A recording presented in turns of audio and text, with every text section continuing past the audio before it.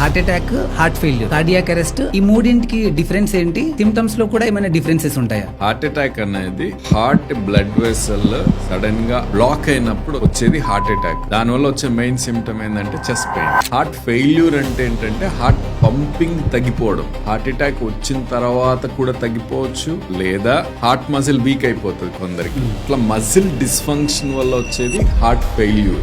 Heart failure is only pumping problem, breathing డిఫికల్టీతో వస్తుంది. Next cardiac arrest అంటే ఏంటి అంటే సడన్ గా హార్ట్ స్టాప్ అయిపోవడం, పర్సన్ ఇంకా వెంటనే కొలాప్స్ అయిపోతాడు, ఈజ్ లైక్ డెడ్. ఈ కార్డియాక్ అరెస్ట్ అనేది హార్ట్ అటాక్ వచ్చిన దాని వల్ల అవ్వచ్చు, ఆ ముందు పేషెంట్ కి హార్ట్ ఫెయిల్యూర్ ఉండి దాని వల్ల కూడా అవ్వచ్చు, కొన్నిసార్లు ఏది లేకుండా కూడా అవ్వచ్చు. అది ఎప్పుడు అంటే కొన్ని ఎలక్ట్రికల్ అబ్నార్మాలిటీస్ ఉంటాయి హార్ట్ లో, వాళ్ళకి ఏ ప్రాబ్లం లేకున్నా కూడా హార్ట్ అరెస్ట్ అవ్వచ్చు. ఈ వీడియోని మీ ఫ్రెండ్స్ అండ్ ఫ్యామిలీతో షేర్ చేయండి. ఇన్ఫర్మేషన్ వర్తి అనిపిస్తే ఒక్క లైక్ చేయండి.